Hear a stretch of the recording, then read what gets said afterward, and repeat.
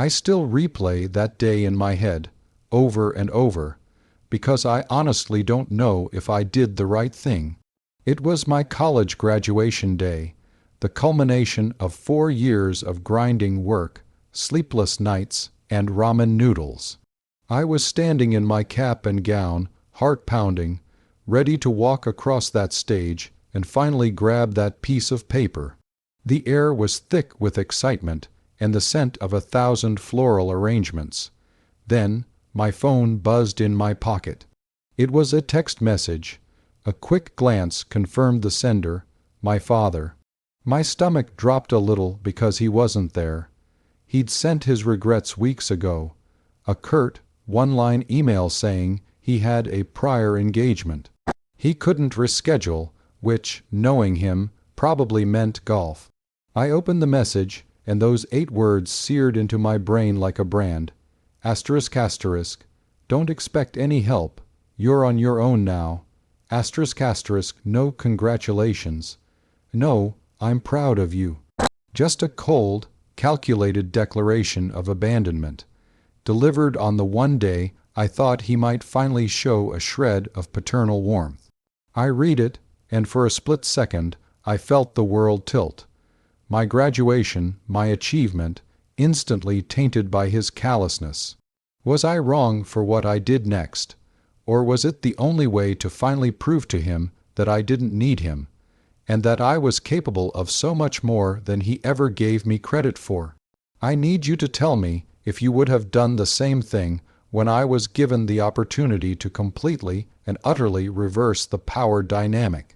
To understand the weight of that text, you have to understand my relationship with my father, Daniel. He was, and still is, a man obsessed with success, but only the kind of success that he defined. He's the classic self-made millionaire, a real estate mogul who started with nothing and built an empire of commercial properties. He was a great provider in the financial sense. We never wanted for anything. But he was a terrible father in the emotional sense. Everything was transactional. Love was conditional. My academic achievements were just line items on a resume he could brag about at the club. His mantra for me had always been, the world rewards results, not effort. Show me the results, and maybe I'll show you respect. My entire childhood felt like one long, grueling audition for his approval, an audition I seemed to constantly fail. The ultimate test in his mind was my ability to land a high-paying, prestigious job straight out of college. He'd always held the purse strings, paying my tuition, my rent, everything, but he made sure I knew it was all a loan he expected to be paid back through my future success. The subtext of his graduation text wasn't just you're on your own. It was you better succeed, or I'll be right here to watch you fail. I had been working on something, a secret project that was supposed to be my grand declaration of independence, but the timing of his text just made everything so much harder to swallow. I tucked my phone away, the congratulatory cheers of the crowd sounding muffled, distant. I walked across the stage, accepted my diploma, and smiled for the cameras, but inside I was already plotting my next move, fueled by that raw, burning desire to prove him wrong. My secret wasn't a job at a big bank or a fancy consulting firm. It was a tech startup. It sounds cliché, I know, but this wasn't some dorm room side hustle. During my final year, I had poured every ounce of my energy into developing a revolutionary B2B SaaS platform for supply chain logistics. It was a niche, boring topic to most, but I saw the massive potential for disruption. I had met 2 incredible co-founders, a coding wizard named Chloe and a marketing genius named Ben, and together we built something real. The first 2 years were brutal, surviving on little sleep and less money, but we had recently secured a second round of venture capital funding. The company, called Nexus Chain, was no longer a pipe dream. It was a rocket ship. My role was primarily in strategic development and investor relations. I was essentially the face of the business, the one who pitched the vision. What my father didn't know was that while he was paying my last semester's tuition, I was in negotiations with one of the largest private equity firms in the country. He knew I was interested in business, but he scoffed at the idea of a kid playing with apps. He expected me to be an analyst at a firm he knew, one with a mahogany desk and a guaranteed six-figure salary. My current salary was still modest, as we were focused on reinvesting, but my equity stake was already worth more than he probably would have believed. I had deliberately kept Nexus Chain's success a total secret from him. I wanted the reveal to be on my asterisk terms, when I was completely independent, not when I needed him. His text, however, forced my hand.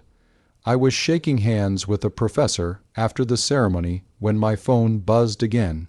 This time it wasn't a text, it was a call.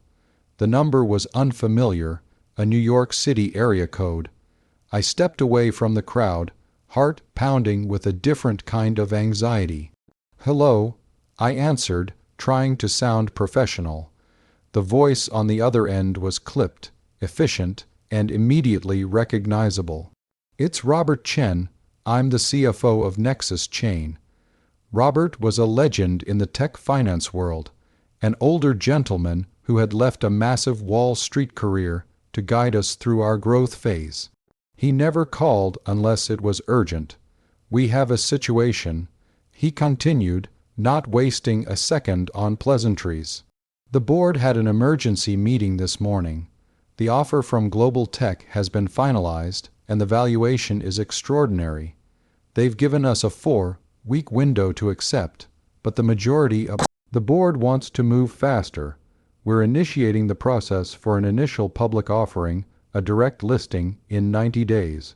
We're scheduling a final signing meeting for the prospectus tomorrow at 10 a.m. You need to be there.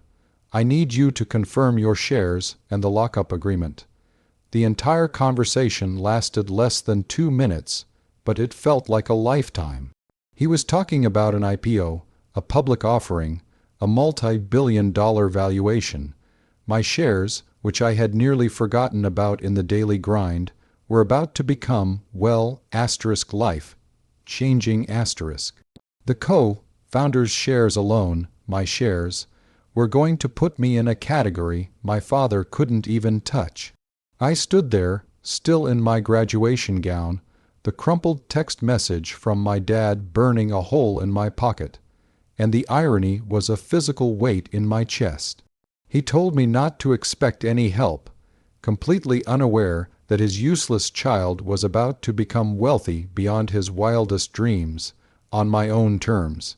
I confirmed with Robert that I would be there, a giddy sense of shock and triumph surging through me. I ended the call and let out a shaky breath. I looked down at my phone, oscillating between the congratulatory messages from my friends and the icy words from my father.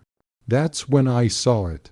An email forwarded to me by my mother, subject line, **, Daniel's big investor dinner, **, my mother, bless her heart, had tried to convince him to attend my graduation, but he had insisted on prioritizing a dinner with a major investor for a new commercial property deal he was closing.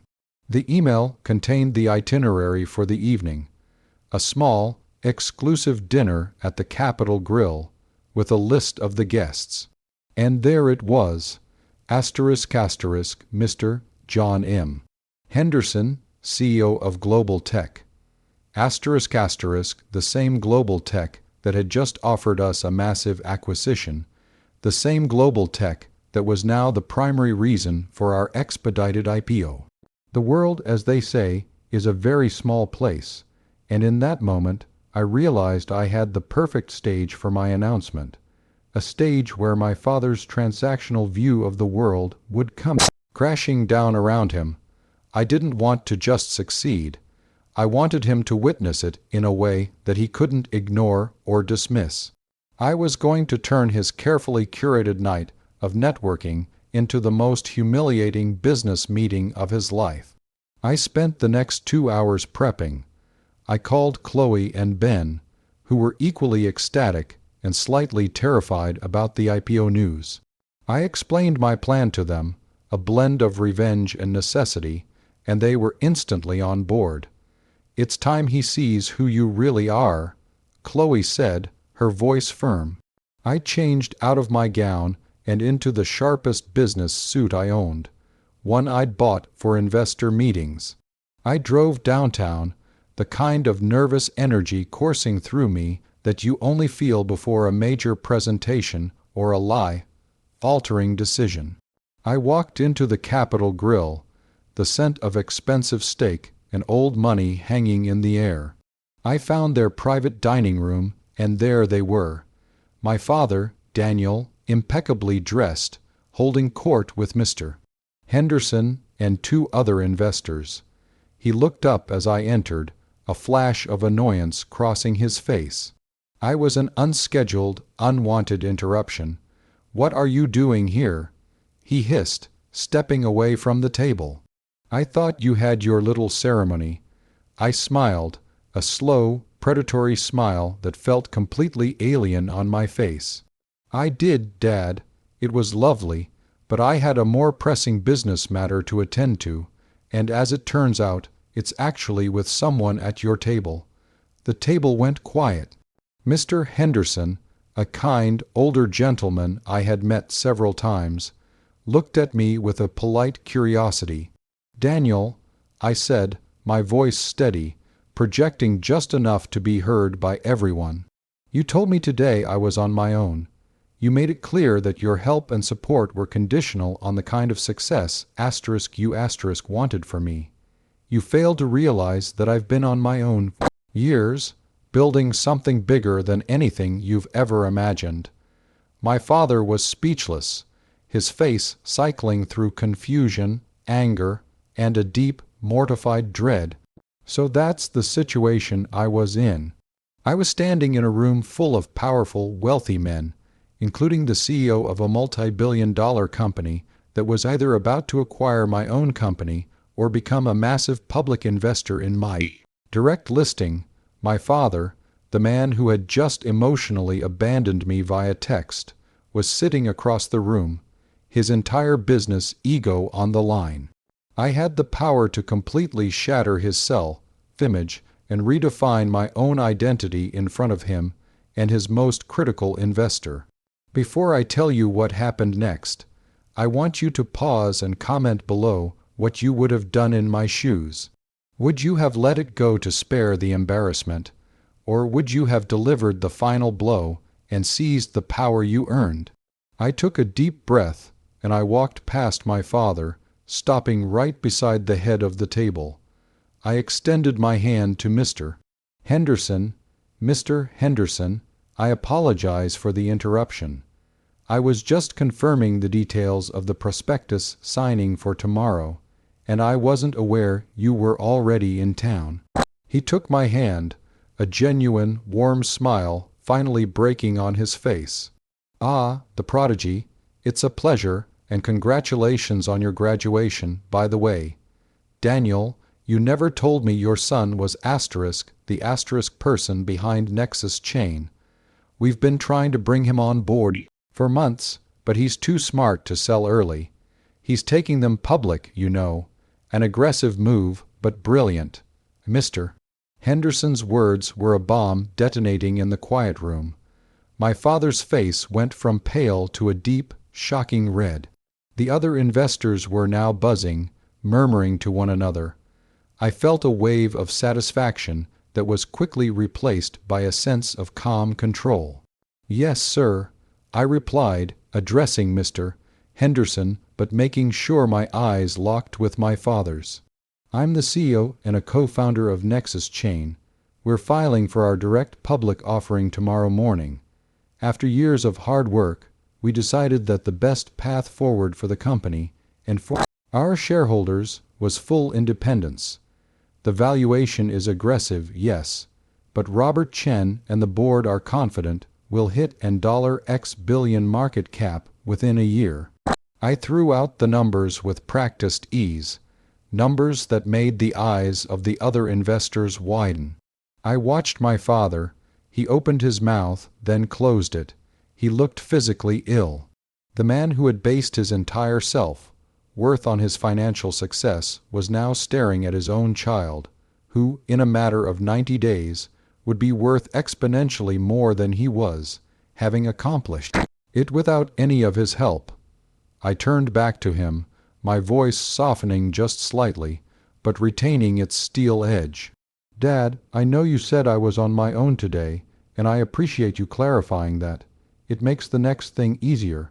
I won't need your help for my next venture, or for anything else, really. I'm financially independent and have been for months. Everything you invested in my education has already been repaid, with interest, in a wire transfer I scheduled this morning. Check your bank account." I paused for a beat, letting the air thicken with the weight of the moment. "I came here tonight to thank you, not for your money, but for the pressure. That text message was the final push I needed to step out of your shadow completely. Now I have to go. I have a prospectus to sign in the morning." I shook Mr. Henderson's hand one last time, nodded politely to the stunned investors, and walked out. I didn't look back.